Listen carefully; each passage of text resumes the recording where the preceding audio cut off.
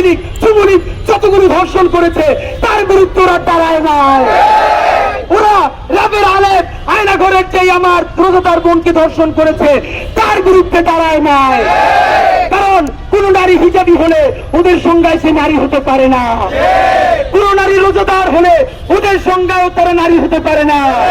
তাই আমরা গতকালকে রাতেও বলেছি যে হিজাব পরে বোরকা পরে সেও আমার বোন, যে স্লিভলেস পরে সেও আমার বোন, যে টি শার্ট পরে সেও আমার বোন, যে পুরোপুরি বোরকায় মুখ থাকে সেও আমার বোন। ধর্ম নির্বিশেষে প্রত্যেকের নাগরিক ইনসাফ নিশ্চিত করতে হবে। ভাইয়েরা আমার, আপনারা জানেন যখন আমাদের দেশে জাতিসংঘের মহাসচিব এসেছেন, আপনি বলতে পারবেন বাংলাদেশের মতো একটা ছোট্ট দেশে জাতিসংঘের মহাসচিব এসে কয়েকটা দিন থাকেন। ডক্টর ইউনূসকে বলতে চাই, আপনার সরকারকে আমরা সারাদিন বিভিন্ন কারণে বকাঝকা করি, জুলাই জনতার পক্ষ থেকে বলছি we trust in Yunus. Yunus সরকার শুধু না, আমাদের এই নতুন আন্দোলনের সকলের সিপাহসালার আমাদের প্রাণের ডক্টর ইউনূস সাহেব।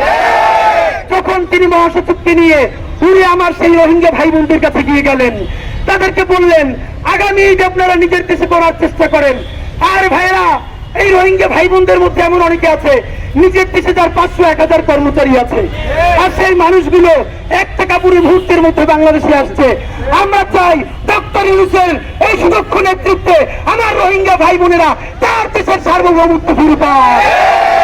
যখন আমার দেশে সাতবার হত্যাকাণ্ডের বিচার করার জন্য ডক্টর ইউনূস জাতিসংঘকে বলেছে আপনারা সাতবার তদন্ত করেন, যখন পিলখানার তদন্ত হবে, যখন জুলাইয়ের বিচার শুরু হবে, যখন জাতিসংঘ ফ্যাক্ট ফাইন্ডিং 114 পৃষ্ঠার রিপোর্ট দিয়েছে এই অনুযায়ী আওয়ামী লীগের রাজনীতির খবর হবে, তখন জাতিসংঘের মহাসচিব বাংলাদেশে অবস্থান করার সময় কোন বদমাইশেরা, কোন দিল্লিপন্থীরা রাজপথ উত্তপ্ত করার জন্য ষড়যন্ত্র করে দিতে চায়, ওদের বিরুদ্ধে জুলাই জনতা উঠে ফেলবে।